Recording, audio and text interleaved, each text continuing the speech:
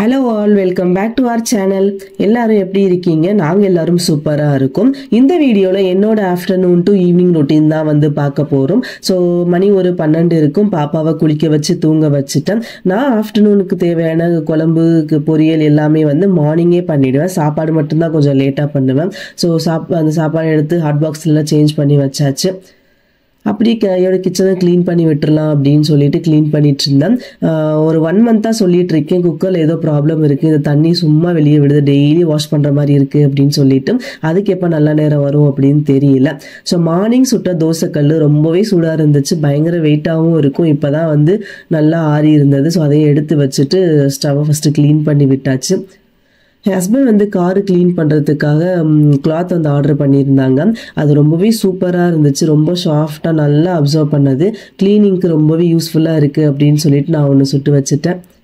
அதை வச்சு தான் நான் எப்போவுமே வந்து ஸ்டவ்வை க்ளீன் பண்ணுவேன். ஸோ சூப்பராக இருந்தது க்ளீன் பண்ணுறதுக்கு. அதனால் அது யூஸ் பண்ணி நல்லா க்ளீன் பண்ணி விட்டாச்சு. ஸோ இது மாதிரி அடிக்கடி பண்ணிட்டோம் அப்படின்னா நமக்கும் ஒரு வேலை மிச்சமாகிடும். எல்லாத்தையும் க்ளீன் பண்ணி முடிச்சதுக்கப்புறமா இப்போ யூஸ் பண்ணால் கொஞ்சம் பாத்திரம் மட்டும் இருந்தது, அதையும் கையோடு அப்படியே வாஷ் பண்ணி விட்டாச்சு. ஸோ இங்கே வாஷ் பண்ணி முடிச்சதை கிச்சனில் நல்லா நீட்டாக க்ளீன் பண்ணி விட்டுட்டு அதுக்கப்புறமா கொஞ்சம் ட்ரெஸ் வாஷ் பண்ண வேண்டியது இருந்தது. ஆல்ரெடி கொஞ்சம் மிஷினில் வந்து ஓடிட்டு தான் இருந்தது, கொஞ்சம் கையில் வாஷ் பண்ணுற ட்ரெஸ் மட்டும் இருந்துச்சு. கிச்சன் வேலையை முடிச்சுட்டு அதையும் போய் வாஷ் பண்ணிட்டு வந்திருக்கேன். அதுக்குள்ளே பாப்பா எழுந்திரிச்சிட்டாங்க. பெருசாக ஒன்றுமே பண்ணல, கிச்சன் க்ளீன் பண்ணிவிட்டு ட்ரெஸ் மட்டும்தான் வாஷ் பண்ணியிருக்கேன். ஒரு 1 hour இருக்கும், அதுக்குள்ளே எழுந்திரிச்சு நல்லா உட்காந்துட்டாங்க.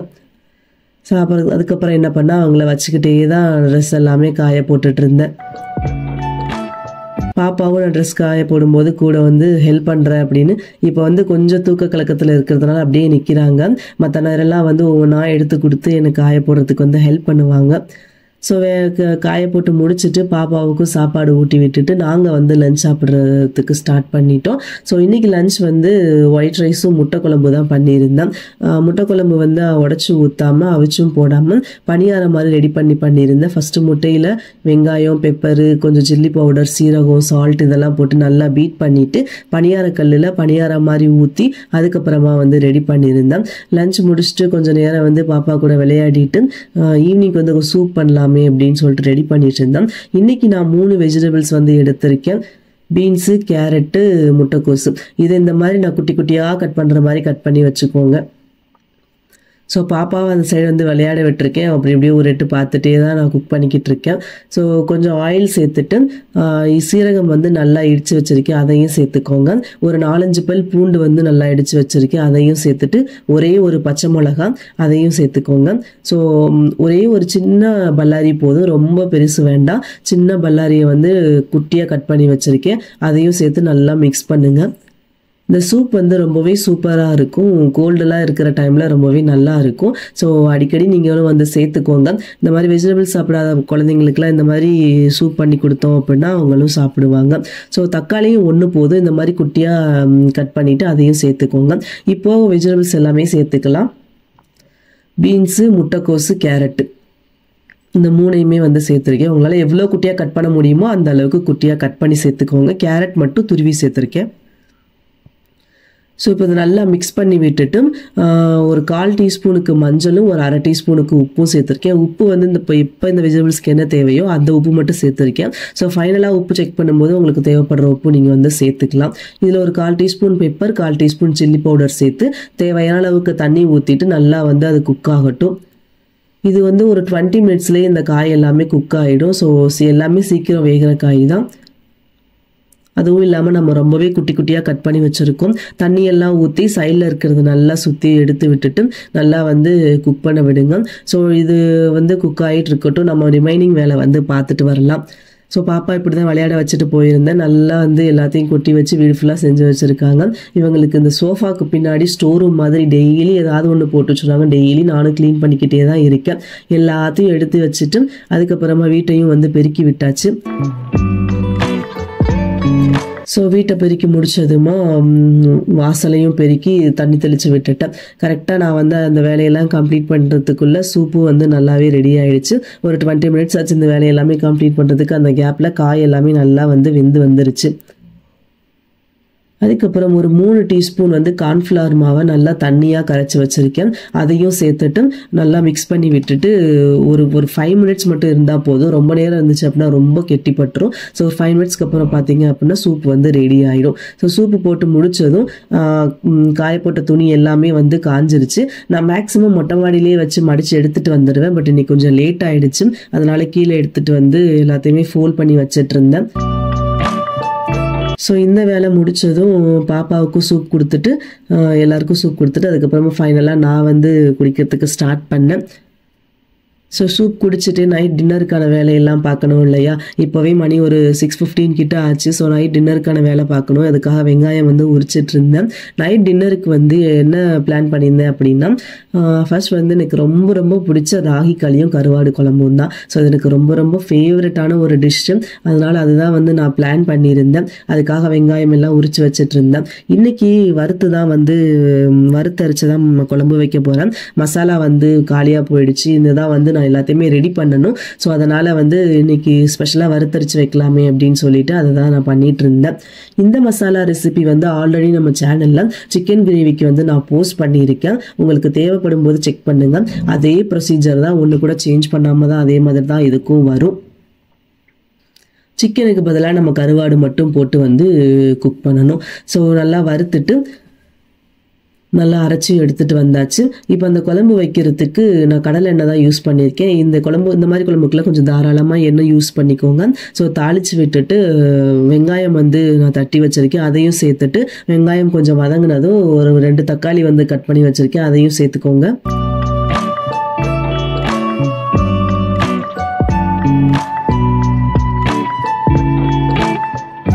இன்னைக்கு நான் யூஸ் பண்ணியிருக்கிற கருவாடு வந்து குச்சி கருவாடு. இது நெத்திலி கருவாடு அப்படின்னு சொல்லுவாங்க.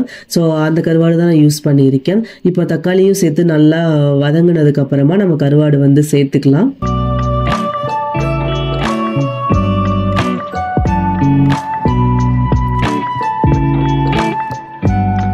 கருவாடு வந்து நல்லா நான் க்ளீன் பண்ணி வச்சுருக்கேன். ஸோ அதையும் சேர்த்துட்டு உப்பு மஞ்சள் எல்லாத்தையும் சேர்த்து ஒரு 5 மினிட்ஸ் விட்டுட்டு அதுக்கப்புறமா நம்ம ரெடி பண்ணி வச்சுருக்கோம் இல்லையா மசாலா, அதையுமே வந்து நான் சேர்த்துக்கிறேன். ஸோ சேர்த்துட்டு தேவையான அளவு தண்ணி ஊற்றி நல்லா கொதிக்க விட்டுட்டிங்க அப்படின்னா சூப்பரான ஒரு கருவாடு குழம்பு வந்து ரெடி.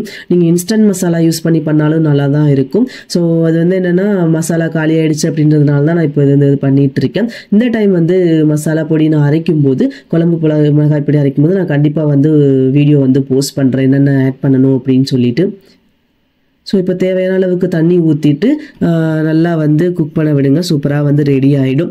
இப்போது ராகி களி பண்ணுறதுக்கு எனக்கு வந்து சட்டியிலலாம் பண்ண தெரியாது, குக்கரில் தான் பண்ண தெரியும். ஸோ நான் சொல்கிற மெஷர்மெண்ட்டில் பண்ணுங்க. இப்போ இந்த கிளாஸ்க்கு நான் 1.5 கிளாஸ் வந்து மாவு எடுத்திருக்கேன்.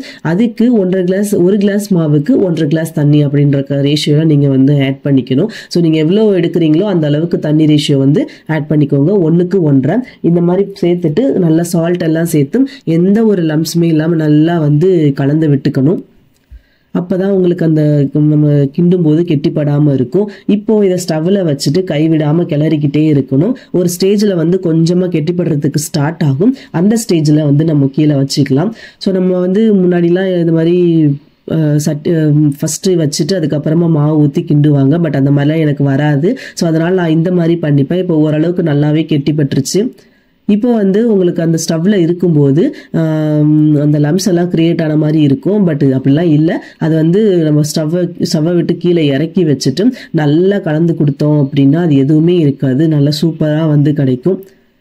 பட் என்னதான் நம்ம இந்த இதில் பண்ணாலும் இந்த சட்டியில் பண்ணுற அந்த மாய்ஸ்சர் வந்து கிடைக்காது. கொஞ்சம் ஒரு மாதிரி ட்ரையாக தான் இருக்கும். ஸோ பட் டேஸ்ட் வைஸ் ரொம்பவே நல்லா தான் இருக்கும்.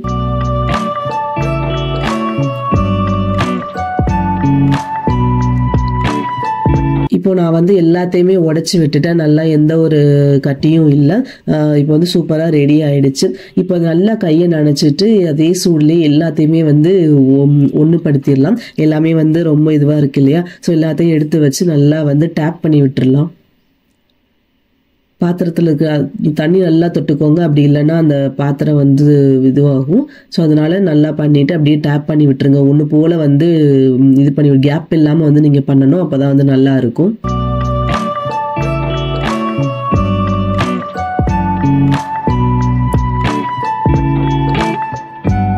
ஸோ இப்போ இது அவ்வளோதான் ரெடி ஆயிடுச்சு. இப்போ நான் வந்து குக்கரில் கொஞ்சம் தண்ணி சேர்த்துருக்கேன். தண்ணி சேர்த்துட்டு அதில் வந்து ஒரு ஸ்டாண்டு வச்சுருக்கேன். உங்ககிட்ட அந்த மாதிரி ஸ்டாண்ட் இருந்தாலும் ஓகே. அப்படி இல்லைன்னா நம்ம நார்மலாக பாத்திரம்லாம் இறக்கி வைக்கிறதுக்கு வளையம் வச்சுருப்போம் இல்லையா, அந்த மாதிரி இருந்தாலும் ஓகே. அதையுமே நீங்கள் உள்ளே எடுத்து வச்சுட்டு இந்த பாத்திரத்தையும் உள்ளே எடுத்து வச்சுக்கோங்க. இந்த மாதிரி வந்து ஸ்டாண்ட் சேர்த்துக்கோங்க. சேர்த்துட்டு பாத்திரத்தை எடுத்து இதுக்கு மேலே ஒரு மூடி போட்டுருங்க. அப்போ தான் வந்து அப்போ அது வேகும்போது அந்த வியர்வை தண்ணி வந்து உள்ளே போகாமல் இருக்கும். ஸோ இப்போ மூடி போட்டு ஒரு 7 விசில் விட்டதுக்கப்புறமா இப்போ சூப்பராக வந்து நமக்கு குக் ஆகி வந்துருச்சு. நல்லா வெந்திருக்கும். நல்லா வந்து களி ரெடி ஆயிடுச்சு. அவ்வளோதான். இன்னும் நம்ம குழம்பு ஊற்றி சாப்பிட வேண்டியதுதான் மிச்சம். ஸோ இங்கே வந்து பொங்கல் வர போகிறதுனால டான்ஸ் ப்ராக்டிஸ் வந்து பண்ணிட்டு இருந்தாங்க. இப்போல்லாம் ஒரு 1 மந்த்தாக பண்ணிட்டு இருக்காங்க. ஸோ அங்கே தான் டெய்லி பாப்பாவை கூட்டிகிட்டு போய் ஊட்டி விடுவேன். அப்படி பண்ணும்போது நம்ம கொஞ்சம் அதை பார்க்கறதுக்கு ரிலாக்ஸாக இருக்குது. ஸோ குழந்தைங்களோட ஜாலியாக இருக்கிற மாதிரி இருக்குன்னு சொல்லிட்டு அப்படியே போய் ஊட்டி விட்டுட்டு வருவேன். பாப்பாவுக்கு ஊட்டி விட்டு முடிச்சதும் அதுக்கப்புறம் நாங்கள் சாப்பிட்றதுக்கு ஸ்டார்ட் பண்ணிட்டோம். ஸோ இதனோட ரொம்ப ரொம்ப ரொம்ப ஃபேவரட்டான ஒரு டிஷ், எனக்கு ரொம்ப ரொம்ப பிடிக்கும். நீங்களும் இந்த மாதிரி ட்ரை பண்ணி பாருங்கள், சூப்பராகவும் வரும். இதாங்க என்னோட ஆஃப்டர்நூன் டு ஈவினிங் ரொட்டீன். உங்களுக்கு இந்த வீடியோ பிடிச்சிருந்தா மறக்காமல் சப்ஸ்கிரைப் பண்ணுங்கள். நான் என்னோட சூப்பர் விலாகில் உங்களை மீட் பண்ணுறேன். பை.